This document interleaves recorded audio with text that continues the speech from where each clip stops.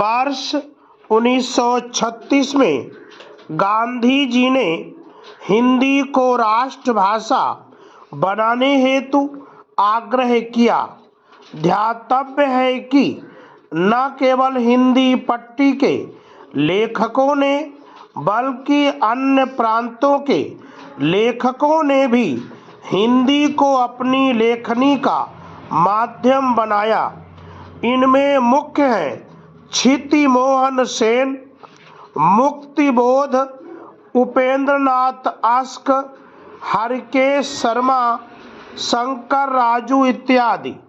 सत्यनारायण को उनके हिंदी प्रेम के कारण ही दक्षिण का पुरुषोत्तम दास टंडन कहा जाता है। इन लेखकों व कवियों ने हिंदी की भाषाई तथा साहित्यिक विरासत को समृद्धशील बनाया। पैरा हिंदी भाषा की कुछ विशेषताएं हैं जो इसे जीवंत, सजीव व अन्य भाषा की तुलना में अधिक प्रभावोत्पादक बनाती हैं। इसको पढ़ना, लिखना तथा बोलना सरल व सहज है। यह वर्तनी, शब्द भंडार, लिपि चिन्ह, बृहत शब्दकोश से युक्त व्याकरण सम्मत भाषा है। वैज्ञानिक वर्णमाला तथा विशिष्ट अर्थ व्यंजना इसके स्वरूप को अधिक आकर्षक बनाते हैं। ऐसे वैशिष्ट इसे राष्ट्रभाषा का गौरव दिलाने हेतु प्रयासरत हैं। पैरा भारत में बहुभाषी लोग रहते हैं। भाषाओं की बहुलता का अनुमान इसी से लगाया जा सकता है कि भारत के संविधान में ही 22 भाषाओं को मान्यता प्राप्त है। हिंदी भारत में सर्वाधिक बोली जाने वाली भाषा है। इसके बाद बांग्ला भारत में दूसरी सर्वाधिक बोली जाने वाली भाषा है।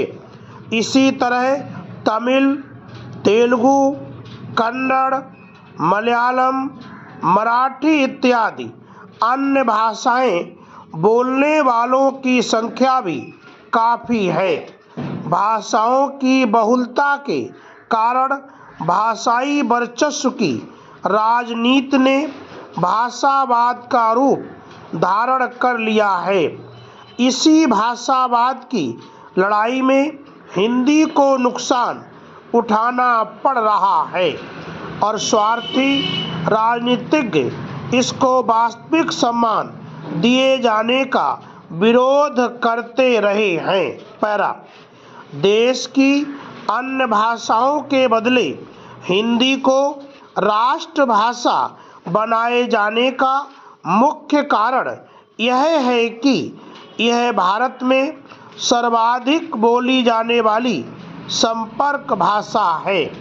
ब्रिटिश काल में पूरे देश में राजकीय प्रयोजनों के लिए अंग्रेजी का प्रयोग होता था।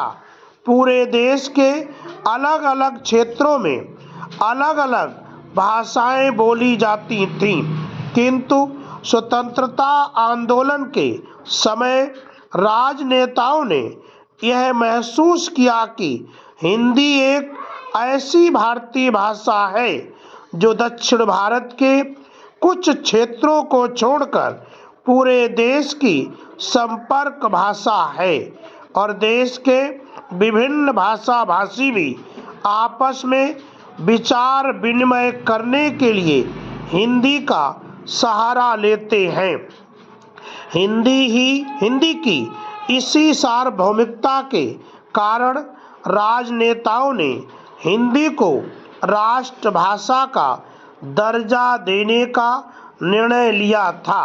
पैरा हिंदी राष्ट्र के बहुसंख्यक लोगों द्वारा बोली और समझी जाती है। इसकी लिपि देवनागरी है एवं इसमें आवश्यकतानुसार देशी विदेशी भाषाओं के शब्दों को सरलता से आत्मसात करने की शक्ति है।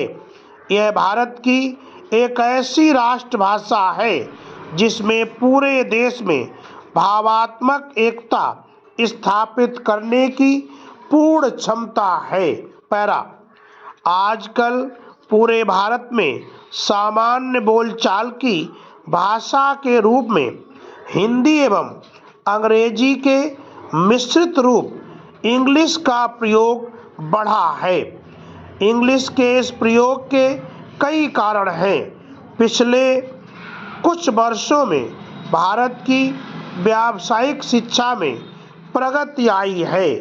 अधिकतर व्यावसायिक पाठ्यक्रम अंग्रेजी भाषा में ही उपलब्ध है, इसलिए छात्रों के अध्ययन का माध्यम अंग्रेजी भाषा ही है।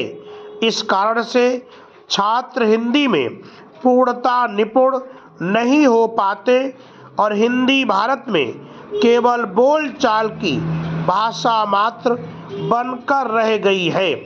अंग्रेजी में शिक्षा प्राप्त युवा हिंदी में बात करते वक्त अंग्रेजी के शब्दों का प्रयोग करते हैं। इसके अतिरिक्त आजकल समाचार पत्रों एवं टेलीविज़न के कार्यक्रमों में भी ऐसी ही भाषा के उदाहरण मिलते हैं। इन सब का प्रभाव आम आदमी पर पड़ता है। भले ही इंग्लिश के बहाने हिंदी बोलने वालों की संख्या बढ़ रही है, परंतु इंग्लिश का बढ़ता प्रचलन हिंदी भाषा की गरिमा के दृष्टिकोण से गंभीर चिंता का विषय है।